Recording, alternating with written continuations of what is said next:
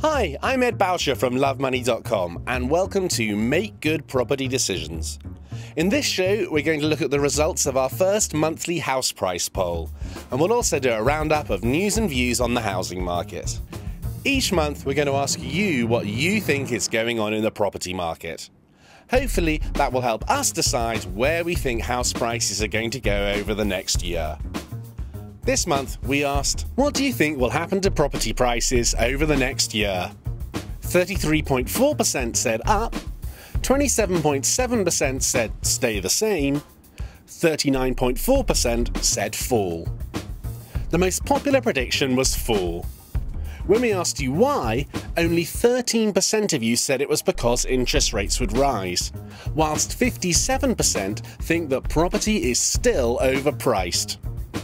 Now, stay the same was the least popular answer, but maybe you'll change your mind when I tell you that one of the UK's best-known property pundits is in the going sideways camp. What do you think might happen to the housing market in the next 2 or 3 years? What's your feel? I think it's extremely unlikely we're going to see sort of staggering house price rises.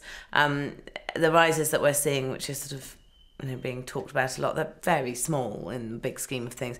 I mean, you have to remember that house prices rose incredibly quickly just before they came down. They went up as fast as they came down. I think we'll have little rises, little drops, little rises, little drops, and we'll sit around where we are for quite a number of years because ultimately the housing market's in a pretty stable state compared to the rest of the economy. So who's right? Will house prices fall next year? Let's start by looking at some positive news, the green shoots of recovery. House prices are definitely rising. Nationwide has reported rising house prices for the last 5 months in a row. Prices are back to where they were in September 2008. The mortgage market is getting more competitive. We've seen several mortgage rate cuts in recent weeks, with Northern Rock and Woolwich leading the way. I suspect there will be further rate cuts to come, and that will further boost demand for property. But there are still plenty of pessimists out there. So let's look at the reasons why house prices might go down. The brown roots. The economy is still weak. The latest government statistics show that the recession isn't over. The economy has contracted for 6 consecutive quarters, which is longer than most economists had forecast. The Conservatives are likely to win the next election.